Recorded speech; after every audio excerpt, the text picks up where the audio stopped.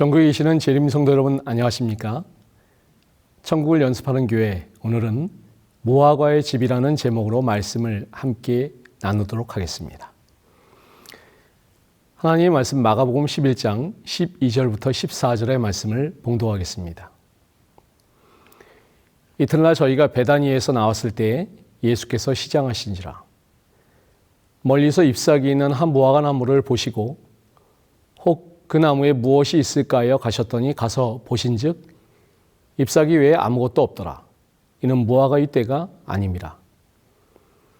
예수께서 나무에게 일러 가라사대 이제부터 영원토록 사람이 내게서 열매를 따먹지 못하리라 하시니 제자들이 이를 듣더라. 예수님께서는 유대 땅에서 많은 병자를 고치시고 하나님 나라에 대해서 설교를 하신 후에 여리고를 거쳐서 예루살렘으로 올라가십니다. 여리고는 예루살렘 북동쪽으로 약 40km 정도 떨어진 곳입니다. 여리고는 해수면보다 250m 정도 낮은 곳에 위치한 세계에서 가장 낮은 마을입니다. 예루살렘은 해발 800m가 넘는 곳에 위치한 고지대입니다. 두 지역은 그리 멀지도 않은데 높이가 무려 1km 이상 차이가 납니다. 그 가파른 길을 올라 이제 예수님은 감람산 근처 벳바게와 베다니에 도착하셨습니다. 마가복음 11장 1절 말씀입니다. 저희가 예루살렘에 가까이 와서 감람산 벳바게와 베다니에 이르렀을 때에 예수께서 제자 중 둘을 보내시며. 자, 감람산은 예루살렘과 가까운 산으로 스가랴 선지자는 이 산 한가운데가 동서로 갈라져 매우 큰 골짜기를 이룬다고 기록하였습니다. 그리고 이 골짜기 끝에 벳바게와 베단이라는 마을이 있었습니다. 여기서 벳바게는 히브리어로 집을 나타내는 말 베이트와 이른 시기에 열매 맺는 무화과를 뜻하는 파게라는 단어가 합쳐진 말로 무화과의 집이라고 해석할 수가 있습니다. 벳바게와 베다니는 예루살렘에서 가까운 곳에 위치한 마을이었고, 특별히 베다니는 예수님께서 가족처럼 여기는 이 나사로 남매들이 사는 마을이었습니다. 이곳 베다니에 예수님은 자주 들리셔서 잠시 쉬거나 머무셨습니다.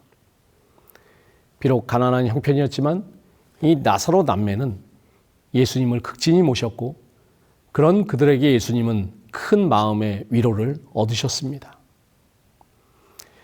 그만큼 이 베다니는 예수님의 사역의 거점이 될 정도로 중요한 역할을 했던 곳입니다.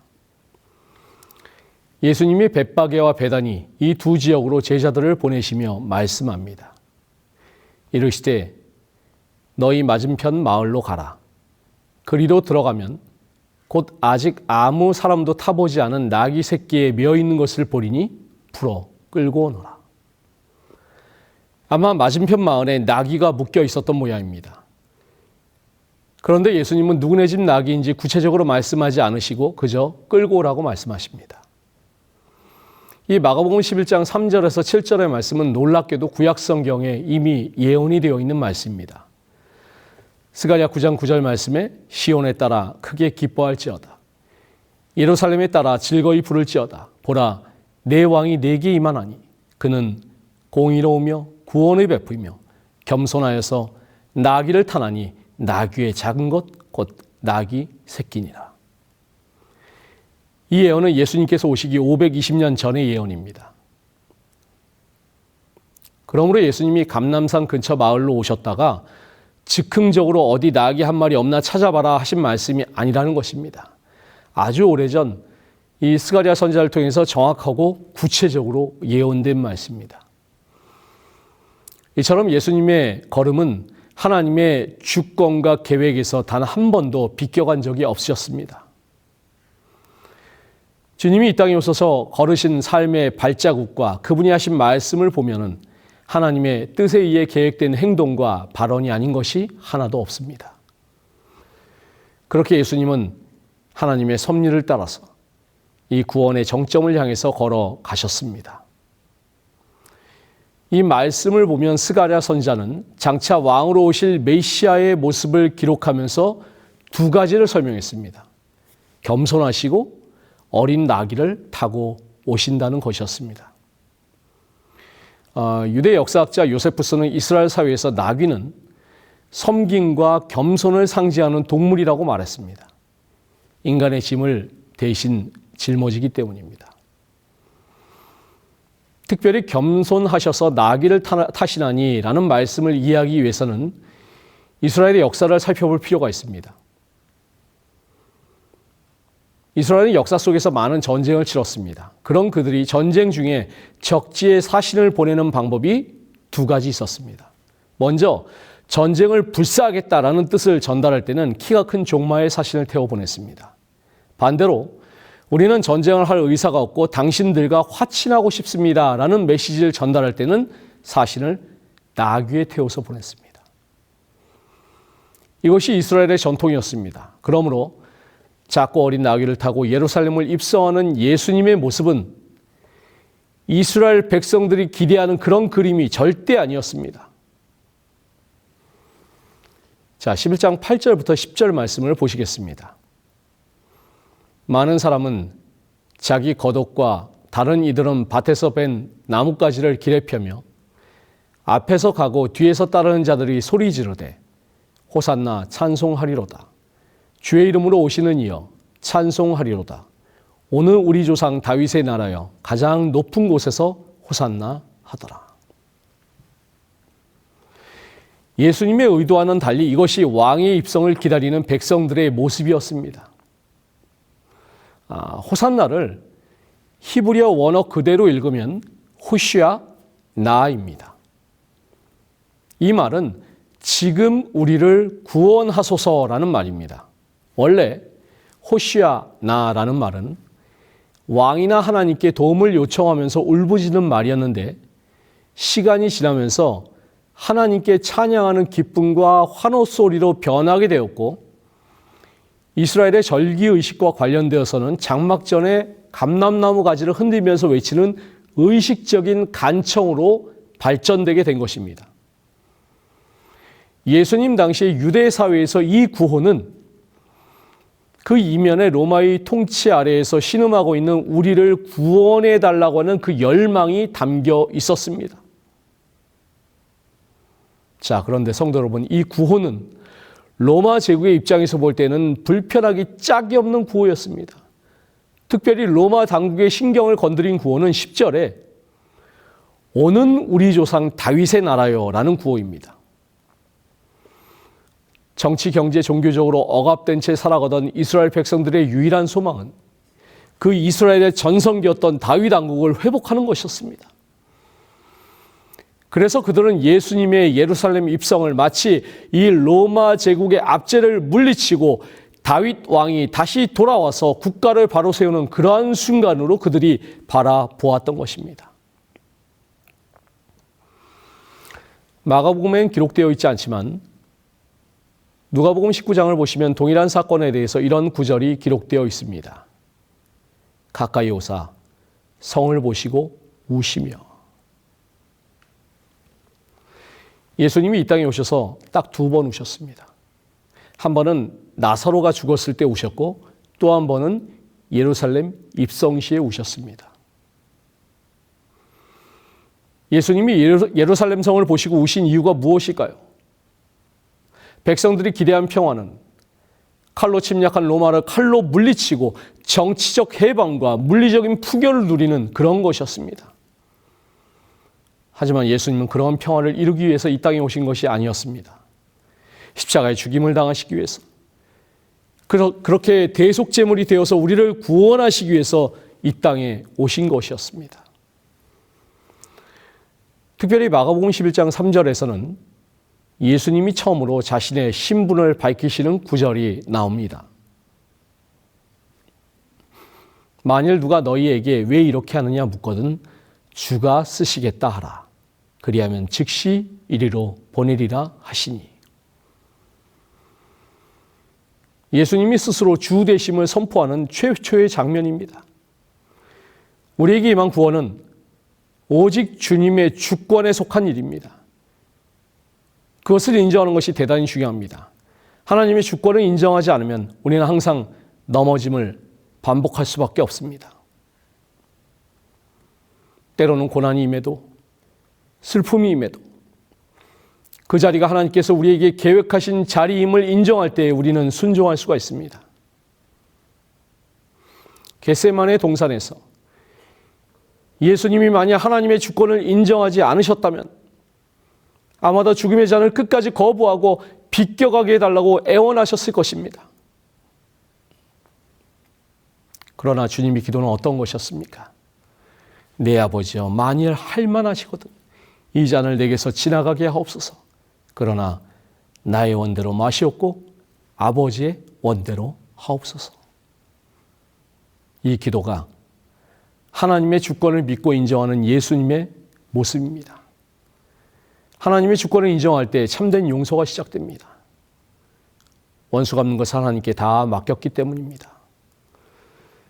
사도 바울은 사형 언도를 받으면서 역사의 길이를 남을 명언을 남겼습니다. 이제후로는 나를 위하여 의의 면류관이 예비되었으므로 주 곧 의로우신 재판장이 그날에 내게 주실 것이며 내게만 아니라 주의 나타나심을 사모하는 모든 자에게니라. 그는 억울해하지 않고 모든 것을 주 곧 의로우신 재판장에게 맡겼습니다. 요셉도 역시 하나님의 주권에 눈을 뜰 때 형들을 제대로 용서할 수가 있었습니다. 그런즉 나를 이리로 보내신 이는 당신들이 아니요 하나님이시라.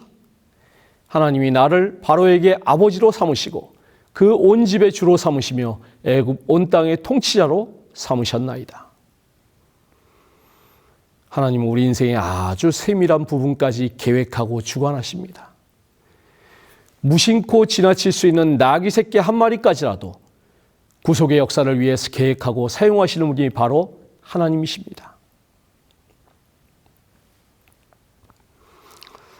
마가복음 11장 1절에는 두 마을 벳바게와 베다니가 등장합니다. 이 두 마을은 이름도 다르고 별 연관도 없고 성경에는 그냥 간단하게 등장하는 지명이라 별로 중요하지 않다 생각이 되고 이 두 마을의 이름 사이에도 별 의미가 없어 보입니다. 그런데 사실은 그렇지 않습니다. 한번 이 두 마을의 이름을 잘 살펴보시기 바랍니다. 아까 말씀을 드린 것처럼 벳바게는 집을 나타내는 베이트와 무화과를 뜻하는 파게가 합쳐진 단어입니다. 그런데 성경에서는 무화과라고 하면 한 단어로 나오지만 사실 무화과를 뜻하는 히브리어 단어는 두 개입니다. 6월절쯤에 맺히는 무화과 나무의 첫 열매를 파게라고 하고 이후에 순차적으로 열미는 본격적인 열매를 테나라고 합니다. 그래서 벳바게가 베이트, 집과 파게, 무화과라고 한다면 베다니 역시 베이트라는 집이라는 뜻의 베이트와 또 다른 무화과를 뜻하는 말 테나가 합쳐진 그런 말인 것입니다. 벳바게, 베이트 파게, 베다니, 베이트 테나. 우리말로는 아무 상관없이 보이는 두 마을의 이름이 사실은 히브리어 원어로 보면 매우 밀접한 상관 관계가 있는 그런 이름이었던 것입니다. 예수님이 이날 나귀를 타고 예루살렘에 입성하시고 그 다음날 무화과 나무를 저주하시는 사건이 벌어지는데 이 두 사건 모두 벳바게와 베단이라는 지명의 이름과 관련이 있습니다. 자, 그렇다면 이런 배경하에서 마가복음 11장 12절 14절을 보시면 본문의 원뜻은 이와 같습니다. 이튿날 저희가 베다니, 베이트 테나에서 나왔을 때 예수께서 시장하신지라. 멀리서 잎사귀 있는 한 무화과 나무를 보시고 혹 그 나무에 무엇, 그 무엇은 파게입니다. 그 무엇이 파게가 있을까요? 가셨더니 가서 보신즉 잎사귀 외에 아무것 이 파게가 없었더라.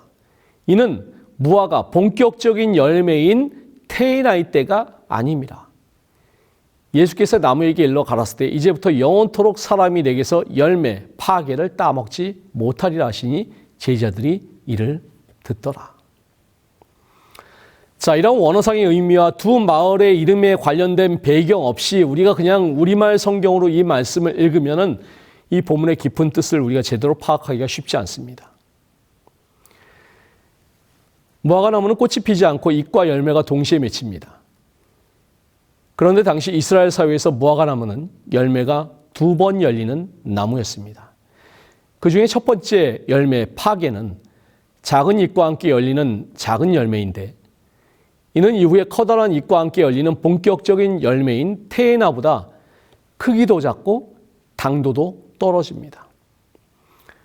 그래서 과수원 주인의 입장에서 본다면 파게는 이 상품성이 없기 때문에 일일이 다 따줘야 됩니다. 그래야 이 본격적인 무화과 나무의 열매인 테나가 제대로 열릴 수가 있기 때문입니다.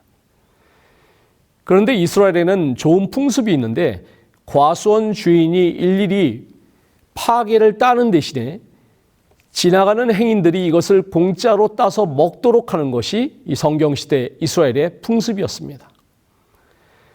과수원 주인의 입장에서 보면 어차피 파괴는 시장에 팔 수도 없는 것인데 지나가는 행인들은 이것을 공짜로 따먹어주니 주인의 노력도 절감할 수 있고 서로에게 좋은 일이었습니다. 성경시대 이스라엘 주민들은 대부분 가난한 소작농들이었습니다. 그 시대에 이렇게 공짜로 주어지는 파괴는 가난한 사람들에게는 적기에 비타민을 공급받을 수 있는 고마운 선물이었습니다. 이스라엘에는 5가지의 여름 열매가 있었습니다. 무화과, 포도, 석류, 올리브, 대추 야자입니다. 이 5가지의 열매들은 약간의 시차를 두고 열매를 맺습니다. 여름인 8월에 포도, 9월에 석류, 10월에 올리브, 11월에 대추 야자가 열매를 맺습니다. 그 이후에 12월부터 5월까지는 아무런 과일도 열리지 않다가 6월이 되면 이 파괴가 열립니다. 부자들은 이 시기에 미리 수확한 다른 과일들을 잘 저장했다가 먹을 수가 있었지만은 가난한 사람들은 그럴 수가 없었습니다. 그래서 6월이 되면 열리는 파괴를 공짜로 따먹을 수 있다는 것은 이 가난한 사람들에게 굉장히 반갑고 좋은 선물이었습니다. 테에나보다는 작고 당도가 떨어지만 오랫동안 단맛에 굶주린 가난한 이들에게 파괴는 최고의 선물이었습니다. 우리가 오늘 살펴보는 마가복음 11장의 사건은 이 무화과 나무의 열매가 열리기 전인 4월에 있었던 일입니다. 이때는 무화과 나무의 첫 열매인 파괴조차도 열리지 않는 때였습니다. 시대의 소망에 보시면 이 상황을 잘 설명하고 있습니다. 무화과 가운에 있던 모든 나무들은 열매가 없었다. 그러나 잎사귀가 없는 나무는 기대도 주지 않으며 실망도 일으키지 않는다. 이 나무들은 이방인들을 대표하였다. 당시의 모든 무화과 나무는 아무런 열매도 열리지 않는 그런 상태였습니다. 첫 열매인 파괴가 열리려면 아직 2달을 더 기다려야 하는 그런 때였습니다. 하지만 유독 한 나무만 잎사귀가 무성하게 달려 있었습니다. 무화과 나무는 잎과 열매가 동시에 열리기 때문에 시장하셨던 예수께서는 기대감을 가지고 그 나무에 다가가셨습니다. 가난하고 돈이 없었던 예수님과 제자들은 만일 그 나무에 파괴가 열렸다면 지난 몇 달 동안 보충하지 못했던 비타민도 보충을 하고 시장길을 해결할 수 있을 것이라는 기대감이 있었을 것입니다.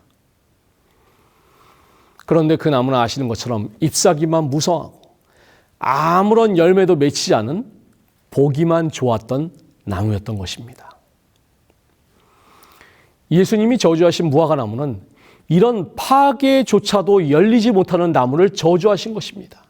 그리고 그 파괴조차 열리지 못한 이 무화과 나무는 당시에 가난하고 소외받는 사람들을 압제하고 무시하면서 자기들의 의에만 빠져있는, 그리하여서 자신들은 테에나와 같다고 생각하지만 정작은 파괴조차도 열리지 못하는 바리새인과 율법주의자들을 가리키는 그런 것이었습니다. 시대의 소망에서는 이와 관련해서 이렇게 말씀하고 있습니다. 그리스도의 면전에서 무성한 잎사귀로 의기양양하던 열매 없는 무화과 나무는 유대민족의 상징이었다. 열매 없는 나무와 같이 그들은 거만한 가지들을 높이 뻗고 외모로는 화려하고 눈에는 아름다웠으나 잎사귀 외에 아무것도 없었다. 장엄한 성전과 신성한 제단, 관을 쓴 제사장들, 인상 깊은 의식들을 가진 유대인의 종교는 과연 외모로는 아름다웠으나 겸손과 사랑과 자비는 부족하였다. 예수님이 나귀를 타고 입성하실 때 이스라엘 백성들은 호시아나, 다윗의 후손 왕이시여 우리를 구원하소서라고 노래하면서 로마의 압제에서 벗어나 다윗 왕국이 다시 일어날 테에나를 꿈꿨지만 예수께서 주시고자 하시는 테에나는 백성들이 원하는 그곳과는 거리가 멀었습니다. 예수께서는 십자가의 대속적인 죽음을 통해서 죄로 말미암아 죽을 수밖에 없는 인류에게 영생이라는 가장 큰 태나를 선물로 주시려고 하셨던 것입니다.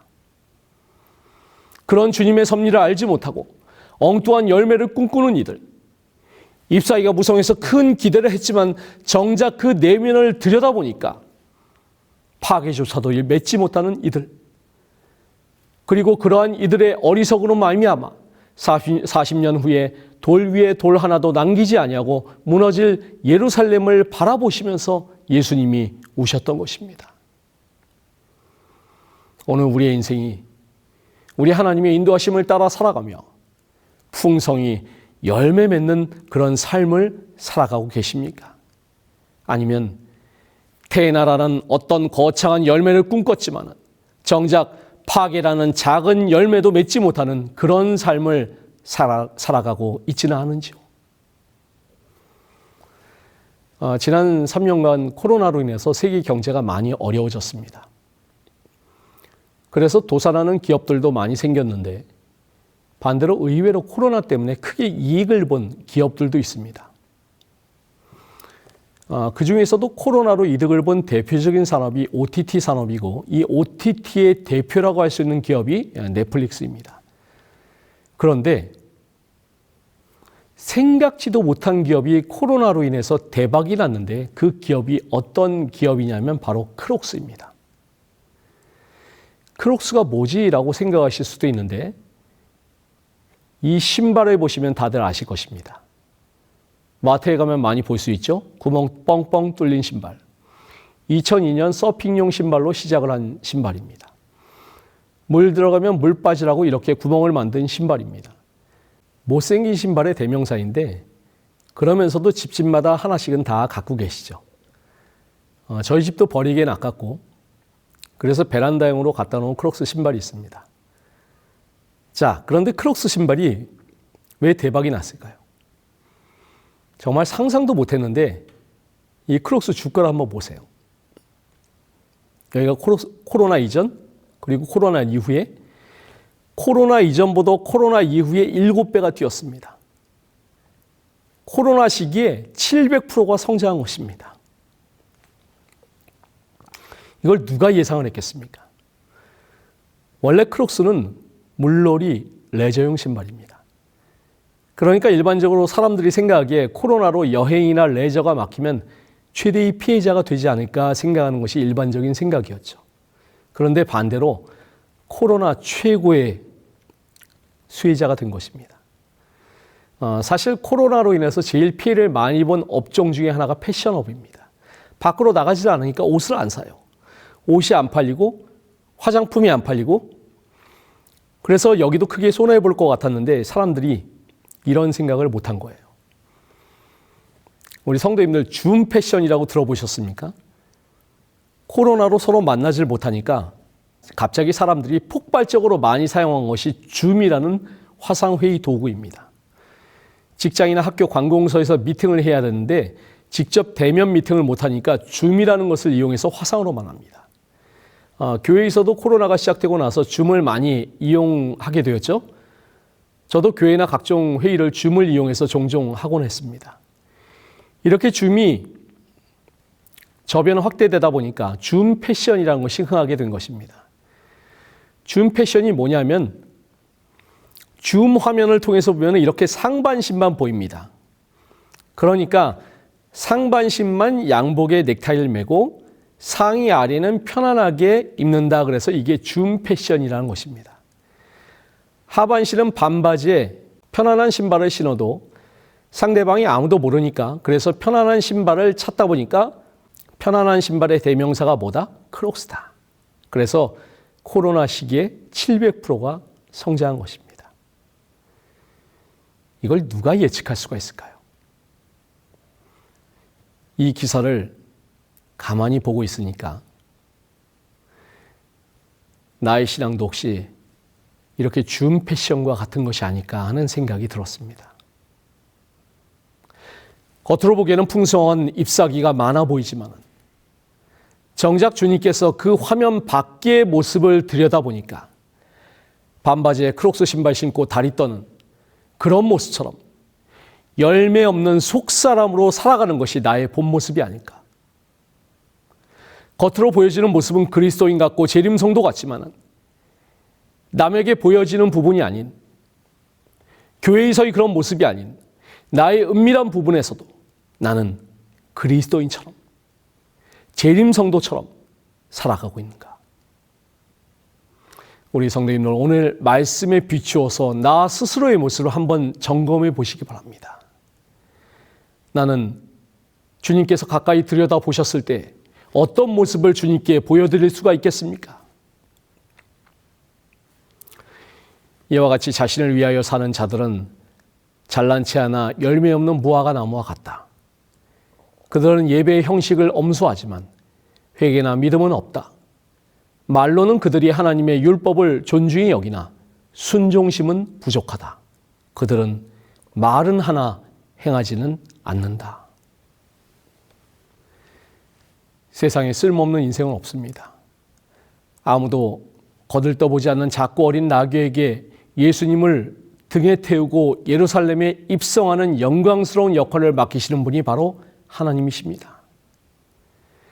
그런 하나님께 쓰임받는 행복한 나귀가 되시기를 간절히 바랍니다. 주님은 자신을 들여서 복된 열매 테이나를 맺으셨습니다. 우리 성도님들도 자신을 들여서 테이나의 열매를 맺으시길 바랍니다. 주님은 우리의 중심을 보십니다. 화면에 비치는 겉모습만 잎사귀가 풍성할 뿐 아니라 화면 밖에 나의 속사람도 주님께 열매로 드릴 수 있는 그런 진실되고 성실한 우리 모든 재림성도 되시기를 간절히 바라며 말씀을 마치겠습니다.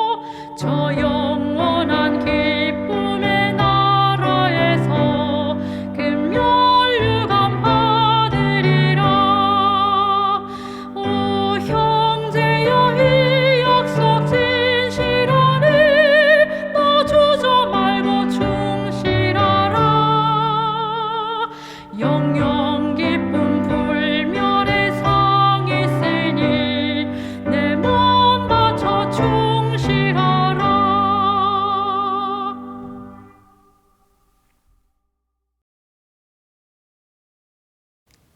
감사하신 아버지 하나님, 주님께서는 하늘의 보좌를 버리시고 이 땅에 오셔서 저희를 위해서 십자가에 돌아가시고 저희의 모든 죄를 대속하심으로 가장 큰 태인아의 열매를 맺어 주셨습니다. 저희도 그러한 주님을 날마다 닮기를 소망합니다. 겉으로 보이는 모습만 잎사귀가 무성한 그런 모습이 아니라 저희의 속사람, 보이지 않는 은밀한 부분까지 우리 주님 보시기에 부끄럽지 않은 참된 재림 성도, 열매 맺는 삶을 살아가는 믿음의 백성들 될 수 있도록 저희와 함께하여 주시옵시기를 예수 그리스도 이름으로 간절히 기도드리옵나이다. 아멘.